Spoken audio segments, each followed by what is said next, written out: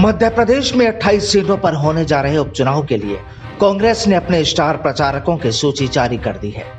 इसमें कांग्रेस के पूर्व राष्ट्रीय अध्यक्ष राहुल गांधी और प्रियंका गांधी के साथ राजस्थान के मुख्यमंत्री अशोक गहलोत, छत्तीसगढ़ के मुख्यमंत्री भूपेश बघेल और नवजोत सिंह सिद्धू और सचिन पायलट मुख्य स्टार प्रचारक के तौर पर हैं।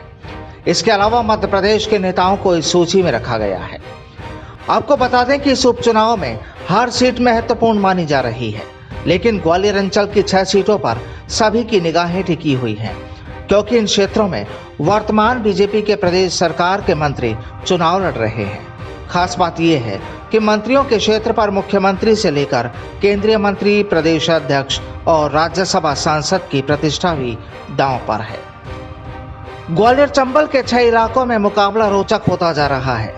सीएम से लेकर सभी नेता और अन्य प्रत्याशियों के मुकाबले मंत्रियों के क्षेत्र में बार बार जा रहे हैं, क्योंकि यदि इन मंत्रियों के साथ ऊंच नीच होती है तो दिग्गज नेताओं के कद पर भी असर पड़ेगा।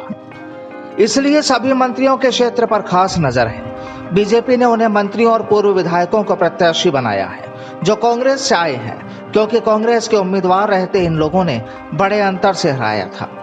ऐसे में बीजेपी के नेताओं को जीत के साथ साथ 2018 की जीत के अंतर को भी बनाए रखने का दबाव है, इसलिए भी वो मंत्रियों के इलाकों में लगातार दौरे कर रहे हैं। चलिए एक नजर डालते हैं मध्य प्रदेश उपचुनाव में कि आखिर किन दिग्गजों की प्रतिष्ठा दांव पर लगी है।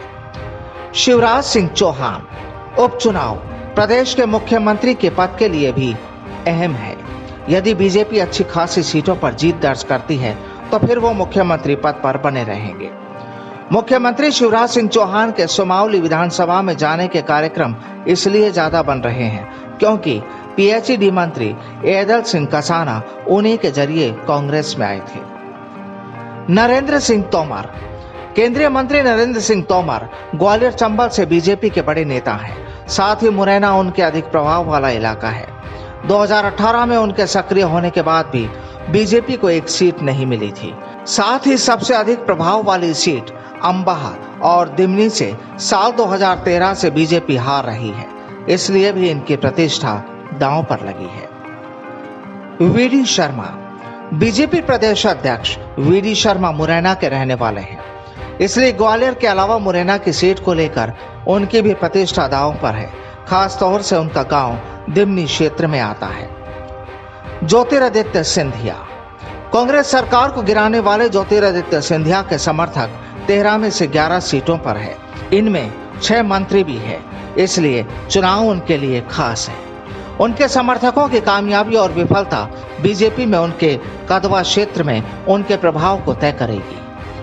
बहरहाल मध्य प्रदेश उपचुनाव में कई कद्दावर नेताओं की प्रतिष्ठा और साख दांव पर है, इसलिए दोनों प्रमुख पार्टियां कांग्रेस और बीजेपी उपचुनाव में एड़ी चोटी एक किए हुए हैं।